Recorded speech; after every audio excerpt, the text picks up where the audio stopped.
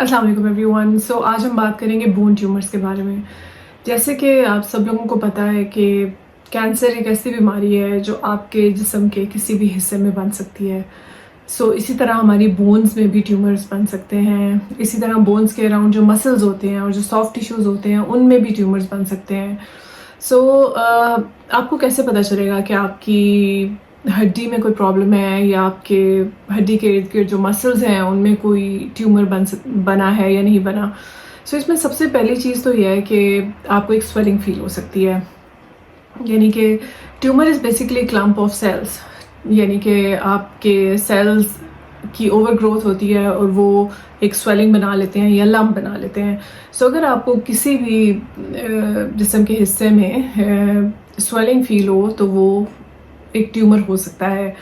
या तो वो बोन का होगा अगर नीचे बोन मौजूद है, या फिर सॉफ्ट टिश्यूज़ का हो सकता है। सॉफ्ट टिश्यूज़ की में मसल्स भी आते हैं, हमारी कनेक्टिव टिश्यूज़ भी आती हैं जो मसल्स को कनेक्ट करती हैं या मसल्स को इन प्लेस रखती हैं। इस तरह हमारे फैट भी आ सकता है, फैट के ट्यूमर्स भी होते हैं। हम मेनली बात करेंगे कि अगर आपको कोई स्वेलिंग फील होती है और वो आपकी किसी भी हड्डी के अराउंड है, फॉर एग्जांपल अगर वो आपकी नी जॉइंट के अराउंड है, या फिर अगर आपके एल्बो जॉइंट के अराउंड है या शोल्डर जॉइंट के अराउंड है, तो इसके अलावा जॉइंट्स के अलावा वो आपकी किसी भी जगह एंकल, फुट, काफ, थाई, किसी भी जगह पे स्वेलिंग हो सकती है। अगर आपको कोई स्वेलिंग फील होती है और वो कंटिन्यूसली साइज में बढ़ती जा रही है तो वो एक ट्यूमर की अलामत हो सकती है। तो स्वेलिंग का होना ज़रूरी नहीं है कि स्वेलिंग में दर्द भी हो, बाज़ों का दर्द नहीं भी होता स्वेलिंग में, लेकिन अगर एक स्वेलिंग है और वो इंक्रीज़ हो रही है साइज़ के अंदर तो we have to investigate it. पहली अलामत तो जैसे मैंने आपको बताया स्वेलिंग हो सकती है, इसके अलावा पेन हो सकती है, इसके अलावा आपकी जॉइंट की मूवमेंट्स अफेक्ट हो सकती हैं, इसके अलावा आपको चलने फिरने में दुश्वारी हो सकती है अगर वो लोअर लिम्ब में है। इसी तरह बाजू की मूवमेंट अफेक्ट हो सकती हैं अगर वो अपर लिम्ब में है। इसके अलावा अगर आपकी खुदा न खास्ता बैक में कोई ट्यूमर है तो इसी तरह आपकी बैक की मूवमेंट्स अफेक्ट हो सकती है, वहाँ पे आपको स्वेलिंग फील हो सकती है। बोन के ट्यूमर ज़्यादातर हम एडोलेसेंट्स और यंग पेशेंट्स में देखते हैं, यानी कि टीनेजर्स में ज़्यादा नज़र आते हैं हमें, या टीनेजर्स के बाद जो अर्ली 20s हैं उनमें हम ये वाले ट्यूमर्स देखते हैं। कुछ ख़ास ट्यूमर्स जो होते हैं वो ओल्ड एज में भी होते हैं, और कुछ ऐसे ट्यूमर्स होते हैं जो कि बच्चों में भी देखे गए हैं। आई वुड से कि ज़्यादा कॉमनली बोन और सॉफ्ट टिश्यू के ट्यूमर्स हमें यंग लोगों में मिलते हैं, लेकिन इसके अलावा ओल्ड एज में भी ख़ास पर्टिकुलर बोन कैंसर्स या सॉफ्ट टिश्यू ट्यूमर्स हो सकते हैं। इन शॉर्ट कोई भी एज ऐसी नहीं है जिसमें आप कंप्लीटली कह सकें कि ये एज बोन ट्यूमर्स या सॉफ्ट टिश्यू ट्यूमर से अफेक्ट नहीं होगी। Any as can be affected. It is very important to be aware कि अगर आपको अपने किसी भी बाजू, टांग, upper limb, lower limb, back, abdomen, chest wall, किसी भी एरिया में कोई स्वेलिंग फील हो रही है तो आपने उसको फर्दर इन्वेस्टिगेट करना है। स्वेलिंग पेनफुल भी हो सकती है, पेनलेस भी हो सकती है, स्किन ऊपर से कम्प्लीटली नॉर्मल भी हो सकती है, लेटर ऑन अगर स्वेलिंग बहुत बड़ी हो जाती है तो बाज़ औक़ात स्किन को थिन आउट भी कर सकती है। इसके अलावा ऐसे पेशेंट्स जो अपने ट्यूमर्स को इनिशियली इग्नोर करते हैं और बहुत बड़े हो जाते हैं तो वो ऐसे ट्यूमर्स, बोन के जो ट्यूमर्स होते हैं वो सबसे ज़्यादा जो है वो लंग्स में फैलने की सलाहियत रखते हैं। हम बहुत यंग पेशेंट्स को देखते हैं जो कि बहुत एडवांस स्टेज में हमारे पास आते हैं, उनके लंग्स बहुत बुरे तरीके से अफेक्ट हो चुके होते हैं। द आइडियल शुड बी कि हम किसी भी स्वेलिंग को फौरी तौर पे इन्वेस्टिगेट करें इससे पहले कि वो कहीं भी मेटास्टेसाइज करे। ट्यूमर्स, चाहे वो बोन ट्यूमर्स हैं, चाहे वो सार्कोमस हैं, यानी कि सॉफ्ट टिश्यू ट्यूमर्स हैं, इन सब का ट्रीटमेंट जो है, जो मेन स्टे ऑफ ट्रीटमेंट होता है वो सर्जरी होता है। और सर्जरी तभी पॉसिबल है अगर आप वो अर्ली स्टेज पर आएंगे और आपका ट्यूमर एक ख़ास एरिया तक इन्फाइंड होगा और मेटास्टेसाइज नहीं किया होगा।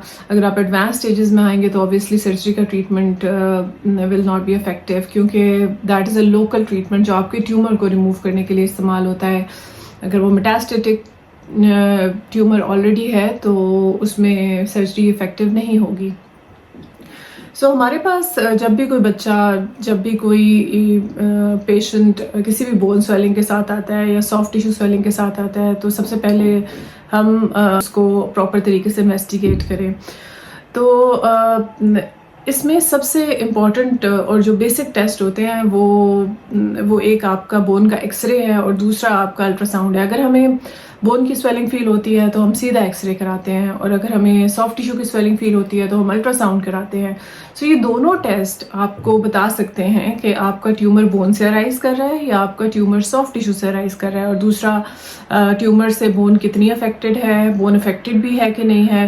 سو 2 سمپل ٹیسٹ سے آپ کو پتہ چل جائے گا کہ آپ کو بون کا ٹیومر ہے کہ نہیں ہے، اور ایک الٹرا ساؤنڈ سے آپ کو، سمپل الٹرا ساؤنڈ سے آپ کو پتہ چل سکتا ہے کہ سافٹ ٹیشو کا ٹیومر ہے کہ نہیں ہے. So simple bone X-ray or ultrasound are the 2 tests which are highly recommended as initial investigation. اس کے بعد فردر اگر ہمیں نظر آتا ہے کہ کوئی پرابلم ہے تو فردر ہم MRI کر سکتے ہیں، اور ہم اس ٹیومر کی ڈیٹیلڈ انوالومنٹ دے سکتے ہیں. اس کے علاوہ CT آف دا بون بھی کیا جا سکتا ہے تاکہ ہم بون کی کمپلیٹ انوالومنٹ دے سکیں. تو CT and MRI are the 2 test جو کہ ہمیں فردر انویسٹیگیشنز میں ہیلپ کرتی ہیں. اس کے علاوہ اگر ہمیں CT اور MRI میں پورے ٹیومر کی ڈیٹیلز پتہ چل جاتی ہے تو نیکسٹ اسٹیپ جو ہوتا ہے وہ ہمارا بایوپسی ہوتا ہے. یہ یاد رکھیں کہ جو بون اور سافٹ ٹیشو کے ٹیومرز ہوتے ہیں ان کی بایوپسی ایک بہت ہی اسپیشلائزڈ بایوپسی ہوتی ہے. یعنی کہ یہ بایوپسی آرتھوپیڈک یا پھر پلاسٹک سرجن کی ہیلپ سے ہونی چاہیے، کیونکہ یہ ایک ایسے ٹیومرز ہوتے ہیں جن میں بایوپسی اگر آپ پراپرلی پلیس نہیں کریں گے تو اس جگہ پہ ٹیومر گرو کر سکتا ہے. تو جنرلی ہمارے ہاں یہ بایوپسی الٹرا ساؤنڈ گائیڈڈ کی جاتی ہے، اور یہ خاص اس جگہ کو ٹارگٹ کرتی ہے جہاں پہ ٹیومر موجود ہوتا ہے. سو الٹرا ساؤنڈ گائیڈڈ بایوپسی ہمیں ہیلپ کرتی ہے. اس کے علاوہ کچھ ایسی سچویشنز ہوتی ہیں پرٹیکولرلی بون ٹیومرز میں جہاں پر انسیجنل بایوپسی کی جاتی ہے اور وہ آرتھوپیڈک سرجن خود کرتے ہیں. So either we do an ultrasound ساؤنڈ گائیڈڈ biopsy or we do an incisional biopsy, but these biopsies should be properly placed around the tumor in a way کہ سرجن کو پتا ہو کہ جب میں نے ٹیومر ریموو کرنا ہے تو میں نے اس ایریا کو بھی ریموو کرنا ہے تاکہ اس biopsy والی جگہ پہ ٹیومر گرو مت کرے. So biopsy is a very important step in determining the type of cancer. اور دوسری بات یہ کہ ٹائپ پتہ چلے گی تو ہمیں آگے اس کا ٹریٹمنٹ بھی ہم ڈیوائز کر سکتے ہیں. کچھ ایسے بون ٹیومرز ہوتے ہیں جن کو ہم ہمیشہ کیموتھراپی پہلے دی جاتی ہے، اور کچھ ایسے ٹیومرز ہوتے ہیں جن میں سرجری ہی مین اسٹے آف ٹریٹمنٹ ہوتا ہے. سو یہ آپ کے آنکالوجسٹ آپ کی بایوپسی کی رپورٹ دیکھ کے بتائے گا کہ آپ کو کیموتھراپی دینی ہے یا پھر سرجری کرنی ہے. جیسے میں نے آپ کو بتایا کہ بون ٹیومرز یا سارکومز یا سافٹ ٹیشو ٹیومرز یہ زیادہ تر لنگز میں پھیلنے کی صلاحیت رکھتے ہیں. تو لنگز کے لیے ہم CT اسکین چیسٹ لازمی کرتے ہیں کہ ہمیں پتہ چل جائے کہ لنگز میں اسپریڈ تو نہیں ہے. ایسے پیشنٹس جن کا لنگز میں اسپریڈ ہوتا ہے اوبیسلی ان کو ہم صرف انجیکشنز دے سکتے ہیں یا کیموتھراپی دے سکتے ہیں. اور ایسے ٹیومرز جن کا لنگز میں اسپریڈ نہیں ہوتا اور وہ کنفائنڈ ہوتے ہیں بون یا سافٹ ٹیشو میں، تو ان میں ہماری پریفرنس سرجری ہوتی ہے. تو سرجری ایک ایسا ٹریٹمنٹ ہے جو کہ بہت ہی اسپیشلائز ٹریٹمنٹ ہے، اور موسٹ آف دا پیشنٹس میں یہ ایک سرجن نہیں کر سکتا. اس میں پلاسٹک سرجن بھی انوالو ہوتا ہے، اس میں آرتھوپیڈک سرجن بھی انوالو ہوتا ہے. سو یہ ایک کمبائنڈ سرجری ہوتی ہے اور اس کے اندر ٹیمز انوالو ہوتی ہیں. Obviously tumour board discussion is very important جس میں آپ سرجری پلان کرتے ہیں. اس کے بعد اگر آپ نے بون کا ٹیومر ریموو کرنا ہے اوبیسلی تو آپ نے اس بون کو ریکنسٹرکٹ بھی کرنا ہوتا ہے. تو اس میں آپ کو پلاسٹک سرجری ہیلپ کرتی ہے یا پھر آرتھوپیڈک سرجری آن اٹس اون ایک ایسا ٹریٹمنٹ ایڈوائز کرتی ہے جس میں آپ کے لمب کو فنکشنل رکھا جا سکے بعد میں. سو انفارچونیٹلی ہمارے ملک میں ایسے پیشنٹس بہت ہی ایڈوانس اسٹیجز میں آتے ہیں، اور سرٹن پیشنٹس ایسے بھی ہوتے ہیں جن میں ایمپوٹیشن یا اس لمب کو کاٹ دینا ہی بیسٹ ٹریٹمنٹ سمجھا جاتا ہے. اس میں سب سے ضروری تو یہی ہے کہ اگر آپ کو سویلنگ فیل ہو، لمپ فیل ہو رہا ہے باڈی کے کسی بھی حصے میں، تو آپ نے فوراً ڈاکٹر کے پاس آنا ہے. اس سے پہلے وہ اتنا بڑا ہو جائے کہ ہم آپ کو جب تک آپ ہمارے پاس پہنچے تو میٹاسٹاسائز ہو جائے، ہم آپ کو لمب ریموو کرنے کا مشورہ دیں، ٹانگ کاٹنے کا مشورہ دیں یا بازو کاٹنے کا مشورہ دیں. سو یہ ماربڈ سرجریز ہوتی ہیں، کسی کا لمب ریموو کرنا، کسی کا بازو ریموو کرنا. تو ہماری یہی پریفرنس ہوتی ہے کہ ہم اس طرح کی سرجری نہ کریں، لیکن اس طرح کی سرجری کو اوائڈ کرنے کا بیسٹ طریقہ یہ ہے کہ آپ ارلی سٹیج میں ہمارے پاس آئیں. اسی طرح اگر میٹاسٹاسس ہو چکی ہوتی ہے تو آپ کو سرجری فائدہ نہیں دیتی ہے، آپ کو صرف کیمو تھراپی دی جاتی ہے. لیکن ایک بات یاد رکھیں، بون ٹیومرز اور سافٹ ٹیشو ٹیومرز میں chemo therapy is not a very effective treatment. ہم صرف 10 سے 20% رسپانس ریٹس دیکھتے ہیں، بہت کم ریگریشن دیکھی جاتی ہے. سو کیمو تھراپی کو ہم بہت افیکٹو ٹریٹمنٹ نہیں سمجھتے. یعنی کہ کچھ فائدہ سرجری کے ساتھ ملا کے تو کچھ فائدہ دے سکتی ہے اور کینسر کو دوبارہ آنے سے روک سکتی ہے، لیکن on its own chemotherapy is not a very good treatment of sarcomas. Surgery is the mainstay of treatment, and that is only effective if you come to us at an early stage. So if you are coming to us with an advanced stage, chemotherapy has very poor response rates, and we get only 10 to 20% response rates. So the benefit is very, very small. So beware of your body. Keep examining yourself. If you feel any swelling in any part of the body, you have to see a doctor to get an early diagnosis.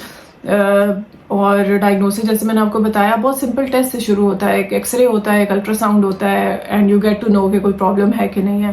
اس کے بعد باپسی کی جاتی ہے. باپسی remember کہ ایک expert orthopaedic surgeon یا plastic surgeon کی guidance میں ہونی چاہیے، so that we mark the area جہاں پہ باپسی ہوئی ہے.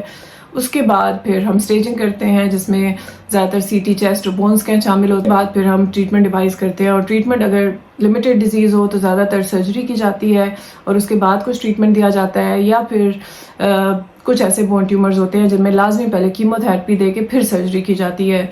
So remember, the key to save a limb, the key to avoid amputation, the key to avoid morbid surgeries is that if you are coming to us at an early stage. اگر آپ late stage پہ آئیں گے، میں نے ایسے patients بھی دیکھے ہیں جو ہمارے پاس کوئی 20-25 سینٹی میٹر کے ٹیومرز کے ساتھ آتے ہیں. They keep sitting on their tumours for years and years, اور وہ تب آتے ہیں جب پانی سر سے گزر چکا ہوتا ہے. سو اس میں ڈاکٹرز بھی بہت زیادہ ہیلپ نہیں کر سکتے. So again I would emphasize کہ یہی ہے کہ آپ کو جیسے کوئی ابنارملٹی اپنی باڈی میں فیل ہو تو آپ ڈاکٹر کے پاس جائیں اور آپ اس کو ارلی انویسٹیگیشن کرا لیں. اس سے آپ کی جان بھی بچے گی اور آپ کے پیسے بھی بچیں گے. So this was the message for today. Thank you very much.